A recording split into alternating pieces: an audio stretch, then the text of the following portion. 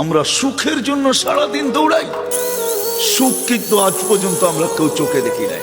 দেখছেন না? নারী বলবে না পুরুষ বলবে, না সন্তান বলবে না বাবা বলবে। কেন জানেন? সুখ আসে রহমতের চাদর আসলে, চাদর দিয়ে যখন ডাকা হয় তখন সুখ আসে। আল্লাহর রহমত ছাড়া সুখ আশা করা যায় না। আর আল্লাহর রহমত মুহাম্মদুর রাসূলুল্লাহ ছাড়া পাওয়া যায় না, না না না না না।